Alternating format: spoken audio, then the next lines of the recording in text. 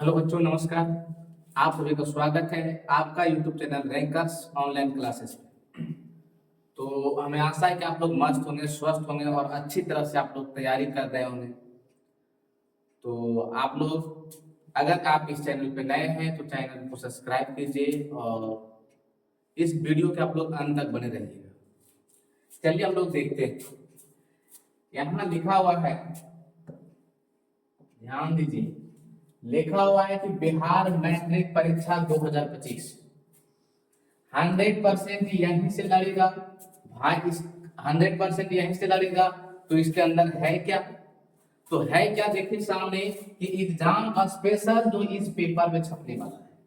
इस पेपर में क्या छपने वाला है भाई? इसके अंदर क्या है आप लोग देख रहे हैं। तो इसके अंदर वो सारे सभी सवाल हैं जो अंतर वाला प्रश्न आते हैं। जितने भी डिफरेंट करके आपका प्रश्न आता है, फिजिक्स हो, केमिस्ट्री हो या बायोलॉजी हो, तीनों से एकदम निचोड़ करके निकाल करके लाया गया प्रश्न है जो सभी अंतर स्पष्ट करने वाला सवाल है। तो हम लोग देर न करते हुए सीधे अपने सवाल की ओर चलते हैं कि हाँ आखिर इसमें किस प्रकार के सवाल है। चलिए हम लोग देखते हैं पहला सवाल।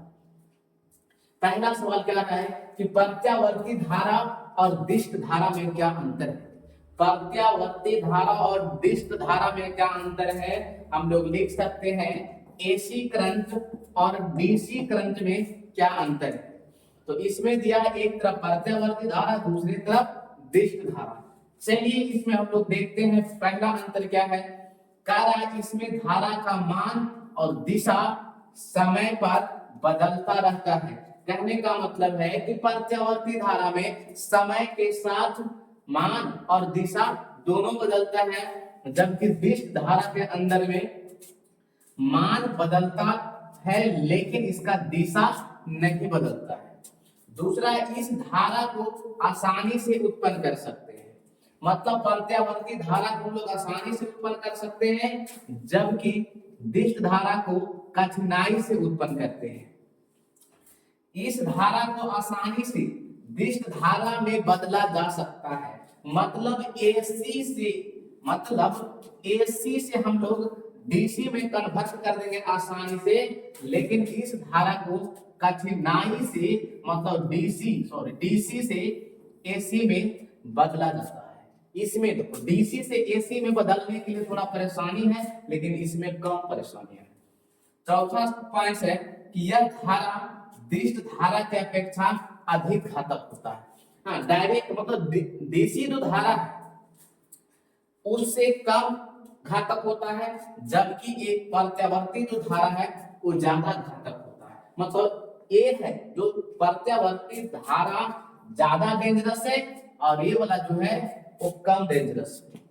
कहता यह धारा चालक तार के सतह पर प्रवाहित, चालक तार के, जैसे चालक तार है तब इसकी ऊपरी सतह पे प्रवाह होती है, जबकि डीसी जो धारा है वो चालक के बीच में प्रवाहित होती है। डीसी है वो बीच में प्रवाहित होगा, जबकि प्रत्यावर्ती धारा है इसका ऊपरी सतह पे प्रवाह होगा। चलिए देखते हैं दूसरा सवाल। दूसरा सवाल कर रहे हैं कि अवतल दर्पण और उत्तल दर्पण में क्या अंतर है। अवतल दर्पण और उत्तल दर्पण में क्या अंतर है। पहला अवतल एक तरफ तो दूसरी तरफ क्या लिखा, उत्तल दर्पण। कहता वैसा दर्पण जिसका परावर्तक सतह क्या होना चाहिए, धंसा होना चाहिए। जिसका परावर्तक सतह धंसा हुआ होता है, जैसे इस प्रकार से हम कह सकते हैं धंसा हुआ रहता है, जबकि उत्तल दर्पण का क्या रहता है, उभरा हुआ। वैसा दर्पण जिसका परावर्तक सतह उभरा हुआ है तो उत्तल दर्पण है, अगर धंसा हुआ है तो कह देंगे अवतल दर्पण। अवतल दर्पण की फोकस दूरी ऋणात्मक होती है, जबकि उत्तल दर्पण की फोकस दूरी धनात्मक होती है। अवतल दर्पण में बड़ा छोटा दोनों प्रतिबिंब बनता है, बड़ा और छोटा। मतलब अवतल दर्पण में बड़ा और छोटा दोनों प्रकार के प्रतिबिंब बनते हैं, जबकि उत्तल दर्पण में हमेशा छोटा प्रतिबिंब बनता है। अवतल दर्पण में सीधा एवं उल्टा प्रतिबिंब बनता है, सीधा भी और उल्टा भी, जिसे हम लोग क्या कहते हैं, वास्तविक कहते हैं, जबकि उत्तल दर्पण में सीधा प्रतिबिंब बनता है जिसे हम लोग क्या कहते हैं, काल्पनिक प्रतिबिंब कहते हैं। ये भी कह सकते हैं उत्तल दर्पण में काल्पनिक प्रतिबिंब बनता है और अवतल दर्पण में वास्तविक प्रतिबिंब बनता है। चलिए 2 को कंप्लीट कर चुके हम लोग। चलते हैं तीसरा सवाल। तीसरा करा उत्तल लेंस और अवतल लेंस में अंतर। उत्तल लेंस और अवतल लेंस में अंतर कई बार एग्जाम में पूछा गया है। ये जो सवाल है कई बार एग्जाम में पूछा गया है। उत्तल लेंस किसको कहते हैं, करा वैसा लेंस जिसके बीच का भाग मोटा, बीच का भाग मोटा हो, मतलब इस प्रकार का लेंस रहेगा, बीच वाला भाग क्या रहेगा, मोटा रहेगा। और अवतल लेंस का बीच वाला भाग जो रहेगा वो कैसा रहेगा, पतला रहेगा। इसको कहेंगे उत्तल लेंस और इसको कहेंगे अवतल लेंस। उत्तल लेंस का जो फोकस दूरी है वो पॉजिटिव मतलब धनात्मक होती है, जबकि इसका फोकस दूरी है वो ऋणात्मक होती है। अवतल लेंस की फोकस दूरी ऋणात्मक और उत्तल लेंस की फोकस दूरी धनात्मक होती है। उत्तल लेंस का आवर्धन जो क्षमता है वो पॉजिटिव होता है, जबकि अवतल लेंस की आवर्धन क्षमता जो है नेगेटिव होता है। उत्तल लेंस को अभिसारी लेंस कहते हैं, जबकि अवतल लेंस को अपसारी लेंस कहते हैं। क्योंकि इसमें जो भी उत्तल लेंस है इसमें से प्रकाश प्रवाहित होता है तो सब जाकर के एक धुप पे मिल जाता है, जबकि इससे प्रकाश प्रवाहित करने वाला जो किरण होगा सब क्या होता है, फैल जाता है इस प्रकार से। इसीलिए उसको अपसारी कहते हैं और इसको अभिसारी कहते हैं। उत्तल लेंस में वास्तविक तथा काल्पनिक प्रतिबिंब बनता है। उत्तल लेंस में दोनों प्रकार के प्रतिबिंब बनता है, जबकि अवतल लेंस में केवल काल्पनिक प्रतिबिंब बनता है। क्या आप लोग को इसमें कोई दिक्कत है? बहुत एकदम इजी और शॉर्ट में लिखा हुआ है, जो कि आप एक एक लाइन में आप याद कर सकते हैं। चौथे सवाल क्यों चलते हैं। कहता रासायनिक गुणधर्मों के आधार पर धातुओं और अधातुओं में अंतर। भौतिक गुणों के आधार पर तो सभी के याद होते हैं, लेकिन किस पे याद होना चाहिए, रासायनिक गुणधर्मों। चलिए हम लोग एक तरफ धातु और दूसरी तरफ अधातुओं के बारे में पढ़ते हैं। कहता है कि धातु के रासायनिक गुण में पहला कि कोई भी तत्व हो उसके बाह्यतम कक्षा में, मतलब बाहरी कक्षा में इलेक्ट्रॉन की संख्या देखा जाए तो 1 2 3 होते हैं, 1 2 3 होते हैं। जिनके बाहरी कक्षा में 1 2 3 इलेक्ट्रॉन होते हैं वो क्या कहलाते हैं, धातु कहलाते हैं। और जिनके बाह्यतम कक्षा में 4 5 6 और 7 इलेक्ट्रॉन होते हैं वो क्या कहलाते हैं, अधातु कहलाते हैं। एग्जाम्पल के तौर पे है कार्बन, नाइट्रोजन, ऑक्सीजन, क्लोरीन और नियोन। इन सभी के बाहरी कक्षा में 4 5 6 7 होते हैं। धातुएं ऑक्सीजन से संयोग कर प्रायः धातु के ऑक्साइड बनाते हैं। कोई भी धातु जैसे मैग्नीशियम, मैग्नीशियम धातु के साथ ऑक्सीजन संयोग किया तो मैग्नीशियम ऑक्साइड बनाया। याद रखिएगा कि धातु के जो ऑक्साइड होते हैं ना वो अम्लीय होते हैं, सॉरी धातु के ऑक्साइड क्षारीय होते हैं। क्या होते हैं, क्षारीय, ठीक है। अधातु के ऑक्साइड अम्लीय होते हैं। अधातु के ऑक्साइड है वो अम्लीय होते हैं। क्या होते हैं, अम्लीय होते हैं। अब तीसरे गुण देखते हैं, धातु का तीसरा गुण हम लोग देखते हैं। करा धातु प्रायः जल से प्रतिक्रिया कर धातु के हाइड्रो ऑक्साइड बनाते हैं। क्या बनाते हैं, हाइड्रो ऑक्साइड। जैसे सोडियम धातु को जल से विक्रिया कराया तब बन गया सोडियम हाइड्रो ऑक्साइड। जबकि कुछ अधातु के ऑक्साइड उदासीन होते हैं, जैसे में जल, नाइट्रोजन ऑक्साइड। अगला करा कि हाइड्रोजन से अधिक क्रियाशील धातु अम्ल से अभिक्रिया कर लवण बनाते हैं और हाइड्रोजन गैस मुक्त करते हैं। हाइड्रोजन से अधिक जो क्रियाशील धातु है वो अम्ल से अभिक्रिया कर लेगा और अभिक्रिया करके एक लवण बनाएगा और कौन सी गैस को मुक्त करेगा, H2 गैस को मुक्त करेगा। जबकि अधातु जल के साथ अभिक्रिया नहीं करते हैं। धातु जल के साथ अभिक्रिया करते हैं लेकिन अधातु नहीं करते। धातुओं की अन्य धातुओं से लवण के साथ अभिक्रिया धातु प्लस धातु करेगा तो अम्ल, जो कि क्या कहलाएगा, एकल विस्थापन, जो दिया हुआ है एक एग्जांपल। नीचे दिया हुआ है कि अधातु अम्ल से अभिक्रिया करके हाइड्रोजन गैस को विस्थापित नहीं करते, क्योंकि अधातु इलेक्ट्रॉन लेते हैं, देते हैं नहीं। चलिए 4 को कंप्लीट हुआ। 5वां अंतर हम लोग देखते हैं कि धोबिया सोडा और बेकिंग सोडा में क्या अंतर है। धोने वाला सोडा और बेकिंग सोडा, ठीक है। धोने वाला सोडा Na2CO3 into 10H2O, अब इधर हो जाएगा NaHCO3, धोने वाला सोडा, बेकिंग सोडा और धोने वाला सोडा। कहता है कि धोने वाला सोडा का जो उपयोग होता है कपड़ा धोने में किया जाता है, जबकि बेकिंग सोडा का उपयोग कपड़ा, कागज आदि के उद्योग में तथा साथ ही खाना बनाने में भी किया जाता है। कहता है धोबिया सोडा का दूसरा उपयोग क्या है, दूसरा गुण क्या है, तो इससे जल की कठोरता को दूर की जा सकती है। जल की कठोरता दूर करने के लिए इसका इस्तेमाल होता है, धोने वाला सोडा का, जबकि बेकिंग सोडा का इस्तेमाल होता है अग्निशामक यंत्र में। आग बुझाने वाला यंत्र में बेकिंग सोडा का इस्तेमाल होता है और अग्निशामक यंत्र में NaHCO3 और प्लस में H2SO4 भरा हुआ रहता है। ये दोनों भरा हुआ रहता है किसमें, अग्निशामक यंत्र में।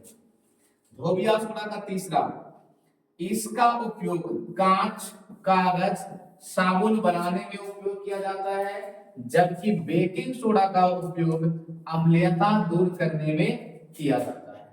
ये आपका 2 नंबर का सवाल इस प्रकार से पूछा जाता है, जिसमें 3-3 पॉइंट कंप्लीट किए हैं। चलिए 6ठे नंबर सवाल है कि भर्जन और निस्तापन में क्या अंतर है। भर्जन और निस्तापन में क्या अंतर है, कई बार ये दोनों सवाल पूछा जाता है परिभाषित करके, या फिर कभी कभी अंतर पूछ देता है। चलिए इसका अंतर भी देख लेते हैं। भर्जन में क्या होता है कि इसमें अयस्कों को वायु की उपस्थिति में गर्म करते हैं। भर्जन, याद रखना कि भर्जन है ओ सल्फाइड अयस्क के लिए, सल्फाइड अयस्कों के लिए प्रयुक्त होता है, जबकि निस्तापन कार्बोनेट या कह सकते हैं ऑक्साइड, कार्बोनेट या फिर ऑक्साइड अयस्कों के लिए प्रयुक्त होता है निस्तापन, और भर्जन होता है सल्फाइड अयस्कों के लिए। अब भर्जन में याद रखिएगा कि ऑक्सीजन की आवश्यकता होती है, इसमें ऑक्सीजन की आवश्यकता नहीं होती, इसलिए कह रहा है कि अयस्क को वायु के उपस्थिति में गर्म किया जाता है, जबकि निस्तापन में वायु की सीमित मात्रा में अयस्कों को गर्म किया जाता है। भर्जन सल्फाइड अयस्कों के लिए प्रयोग किया जाता है, निस्तापन है जो ऑक्साइड अयस्कों के लिए प्रयोग किया जाता है, या फिर कार्बोनेट अयस्कों के लिए, कार्बोनेट अयस्कों के लिए प्रयोग किया जाता है। इससे अयस्क ऑक्सीकृत हो जाते हैं, जबकि इससे निर्जलीकृत हो जाते हैं। एग्जाम्पल के लिए जिंक सल्फाइड अयस्क है, ऑक्सीजन दिया जा रहा है, जबकि कार्बोनेट अयस्क है, एक गर्म करने से कैल्शियम ऑक्साइड और कार्बन डाइऑक्साइड बन रहा है। चलते हैं 7वें नंबर सवाल। कारण संतृप्त हाइड्रोकार्बन और असंतृप्त हाइड्रोकार्बन में क्या अंतर है। संतृप्त हाइड्रोकार्बन का प्रथम सदस्य मीथेन होता है, जबकि असंतृप्त हाइड्रोकार्बन का प्रथम सदस्य या तो एथीन होगा या एथाइन होगा। याद रखिएगा ये मीथेन कहाँ है, इसका मतलब CH4 होता है, और एथीन के मतलब C2H4 या C2H2 होता है। कारण संतृप्त हाइड्रोकार्बन इसे एल्केन कहते हैं। क्या कहते हैं, एल्केन कहते हैं, जिसका सूत्र होता है CnH2n+2 होता है। और असंतृप्त हाइड्रोकार्बन को 2 नाम से जानेंगे, एक जानेंगे एल्कीन के नाम से, दूसरा जानेंगे एल्काइन के नाम से। एल्कीन का सूत्र होता है CnH2n और एल्काइन का सूत्र होगा CnH2n। H2N माइनस के, तो याद रखिएगा कहता है कि यह कम क्रियाशील होता है, कम क्रियाशील होता है, एक आंसर है। और असंतृप्त हाइड्रोकार्बन है वो ज्यादा क्रियाशील होता है। इसमें कार्बन की चारों संयोजकताएं एकल बंधन द्वारा जुड़े होते हैं। ओके, संतृप्त जो हाइड्रोकार्बन है इसमें कार्बन का चारों बंधन है वो सिंगल सिंगल बंधन द्वारा जुड़े होते हैं, जबकि इनमें चारों बंधन, चारों संयोजकताएं जो है वो तो या तो एकल बंधन द्वारा नहीं होते, क्योंकि यहाँ या तो डबल रहेगा या ट्रिपल बंधन द्वारा जुड़ा रहेगा। इसका समान सूत्र CnH2n प्लस के 2 होता है, जबकि इसका समान सूत्र CnH2n या CnH2n माइनस 2 होता है। ये आपका संतृप्त और असंतृप्त हाइड्रोकार्बन में अंतर था। चलते 8वें नंबर सवाल। 8वें नंबर सबसे इजी सवाल है, कर रहा है श्वसन एवं दहन में कोई दो अंतर, ज्यादा नहीं कर रहा है, दो अंतर कर रहा है कि कोई दो अंतर ही लिख देना है। तो एक तरफ श्वसन और दूसरी तरफ क्या है, दहन। कह यह क्रिया सजीवों में होती है। जी, श्वसन की क्रिया सजीवों में होती है और दहन की क्रिया निर्जीवों में होती है। श्वसन एक जैविक क्रिया है जबकि दहन एक रासायनिक क्रिया है। दो तो ऐसे ही हो गया। श्वसन जीवों का अपना नियंत्रित प्रक्रम है, जबकि दहन एक अनियंत्रित प्रक्रम होता है। श्वसन मंद दहन का उदाहरण है, जबकि यह तीव्र प्रक्रिया, दहन तेजी से होता है और श्वसन धीरे धीरे होता है। इस प्रकार से हमने 8वें सवाल को भी कंप्लीट किया। 9 नंबर चलते हैं। 9 नंबर का है जाइलम तथा फ्लोएम में क्या अंतर है। जाइलम उत्तक और फ्लोएम उत्तक में क्या अंतर है, तो जाइलम की कोशिका मृत होती है और फ्लोएम की कोशिका जीवित होती है। जाइलम का दाब ऋणात्मक होता है जबकि फ्लोएम का दाब धनात्मक होता है। जाइलम के उत्तक को दारू कहते हैं। जी, जाइलम के उत्तक को दारू कहते हैं, क्योंकि जाइलम तो इंग्लिश है लेकिन हिंदी में क्या होता है, दारू होता है। फ्लोएम इंग्लिश है लेकिन इसको हिंदी में क्या कहते हैं, वाष्प कहते हैं। जाइलम की गति नीचे से ऊपर की, जाइलम की गति नीचे से ऊपर की ओर, लेकिन फ्लोएम का गति सभी दिशाओं में ऊपर से नीचे चारों तरफ की गति होती है। इसमें दोनों कर सकते हैं, ऊपर नीचे दोनों। चलिए 9 नंबर के सवाल कंप्लीट किए। जितना भी आज अंतर वाला सवाल होगा पूरी तरह से कंप्लीट कर लेंगे। तो याद रखिएगा कि यहां से एकदम 100% लड़ेगा तो लड़ेगा सवाल। लैंगिक तथा अलैंगिक जनन में 5 अंतर लिखें। 5 अंतर, ये जो सवाल है कभी कभी 2 नंबर में पूछा जाता है तो कभी कभी 5 नंबर में पूछा जाता है, इसलिए 5 नंबर वाला बना करके लाए। लैंगिक जनन जिसको कहा जाता है सेक्सुअल रिप्रोडक्शन, अब इसको कहा जाता है सेक्सुअल। कहता लैंगिक जनन में शुक्राणु भाग लेते हैं। लैंगिक जनन में शुक्राणु और अंडाणु दोनों भाग लेते हैं। याद रखिएगा शुक्राणु भाग लेते हैं, इसमें शुक्राणु भाग नहीं लेते हैं। लैंगिक जनन में अंडाणु की आवश्यकता है, इसमें अंडाणु भाग नहीं लेते हैं।